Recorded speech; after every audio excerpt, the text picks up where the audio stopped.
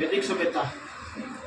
वैदिक सभ्यता का ये दूसरा पार्ट है, सेकंड पार्ट है। हमने पहला पार्ट सुबह किया था, अभी ये सेकंड पार्ट है। सेकंड पार्ट में क्या है, अर्थवेद को ब्रह्मावेद भी कहा जाता है। अर्थवेद को ब्रह्मावेद भी कहा जाता है, ठीक है। अर्थवेद को ब्रह्मावेद भी कहा जाता है। ऋग्वेद में क्षत्रिय के लिए राज्य शब्द का उल्लेख मिलता है। ऋग्वेद में क्षत्रिय के लिए राज्य शब्द का उल्लेख मिलता है। देखिए पहले पार्ट में हमने लगभग कर लिया था, वो वेरी इंपॉर्टेंट क्लास है। और ये सेकंड इसमें जो हमारा रहता था वो हम कर रहे हैं, तो आप फर्स्ट पार्ट भी जरूर देखना। लगभग इसमें से क्वेश्चन आ जाएगा, इससे बात कुछ नहीं। ऋग्वेद काल में पर्दा प्रथा नहीं थी। ऋग्वेद काल में पर्दा प्रथा भी नहीं थी, सती प्रथा भी नहीं थी। पर्दा प्रथा और सती प्रथा दोनों नहीं थी। शतपथ ब्राह्मण में पत्नी को अर्धांगिनी कहा है। शतपथ ब्राह्मण में अर्धांगिनी कहा है, ठीक है। अच्छा, ऋग्वेद में दास प्रथा का प्रचलन था। दास प्रथा का प्रचलन था। ऋग्वेद काल में दास प्रथा का प्रचलन था और वर्ण व्यवस्था का प्रचलन हो गया था। दास व्यवस्था और वर्ण व्यवस्था, क्योंकि वर्ण व्यवस्था से ही दास व्यवस्था आई है। क्योंकि वर्ण व्यवस्था में जैसे कि ब्राह्मण है, क्षत्रिय है, शूद्र और इस प्रकार से 4 वर्ण होते थे। 4 वर्णों में से उसमें जो शूद्र है ना, शूद्र वो दास का काम करते थे, ठीक है। गाय को अगन्या, गाय को ऋग्वेद में क्या कहा है, अगन्या कहा है, जो न मारने योग्य माना जाता है, ठीक है। ऋग्वेद काल में संयुक्त परिवार व्यवस्था थी। ऋग्वेद में संयुक्त परिवार, ज्वाइंट फैमिली थी, ठीक है। सारी फैमिली ज्वाइंट, यानी कि काका ताऊ सब फैमिली ज्वाइंट फैमिली थी, ठीक है।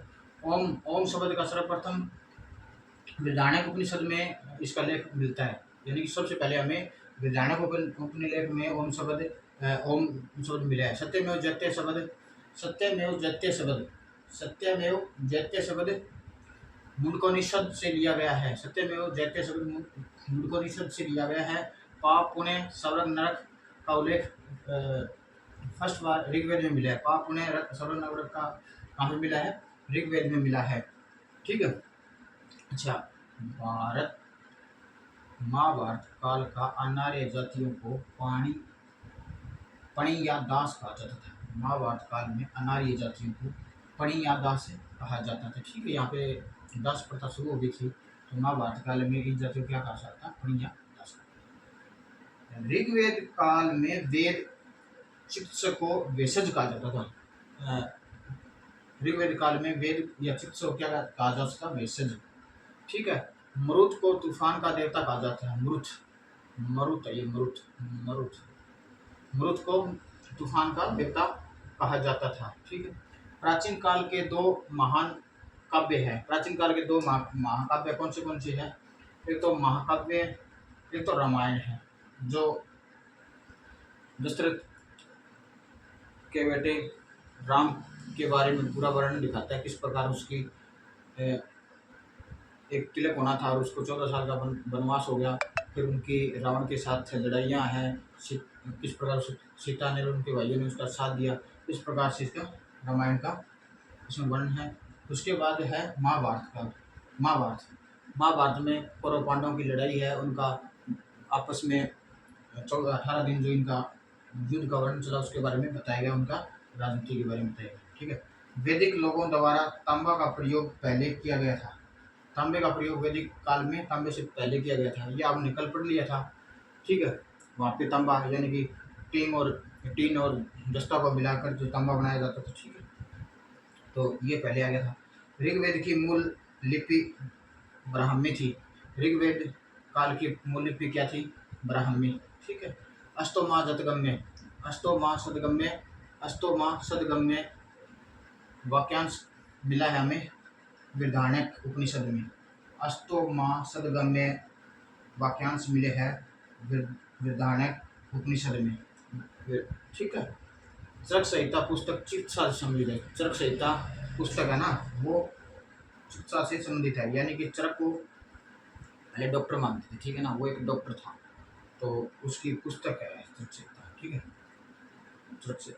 उसके बाद हमारा आ जाता है ऋग्वेदिक काल में नदियाँ। ऋग्वेदिक काल में नदियाँ, ठीक है, पुराना नाम और नया नाम। पुराना नाम विस्ता है, विस्ता को क्या कहते थे, झेलम। विस्ता क्या कहते थे, झेलम। विपाशा को कहते थे व्यास। दृष्टवती को कहते थे घग्गर या चौटांग। दृष्टवती को घग्गर या चौटांग कहते थे, ठीक है। कुंभा को काबुल कहते थे, सदानीरा को गंडक कहते थे, सदानीरा को गंडक। आस्किनी आस्किनी आस्किनी को क्या कहते थे? चिनाव। स्तुर्दी स्तुर्दी को सतलज कहते थे, स्तुर्दी को क्या कहते थे? सतलज। गोमल को गोमती कहते थे। सिंधु नदी को सिंधु, यानी सिंध प्रांत से वो हमने कल पढ़ी हुई थी, ठीक है। सरस्वती को घग्गर। वैसे ये सरस्वती है ना, अभी लुप्त हो गई है ये, परंतु हमारे जो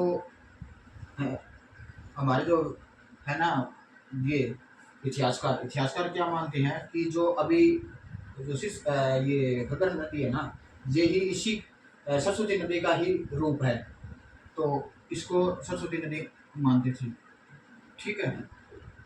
ये आप मैंने करवा ही दिया, क्यों सत्य में जैसे मुल्कोनिषद से लिया गया है, ये वेरी वेरी इंपॉर्टेंट है, वेरी वेरी इंपॉर्टेंट है, ठीक है, ये वेरी वेरी इंपॉर्टेंट है, जरूर आएगा, ठीक है। इसमें से एक क्वेश्चन आ सकता है, जैसे विस्ता विस्ता का पुराना नाम क्या है, झेलम का पुराना नाम क्या है, या विस्ता का नया नाम क्या है, विपाशा क्या नाम है, ये इसमें से एक क्वेश्चन आ सकता है, ठीक है।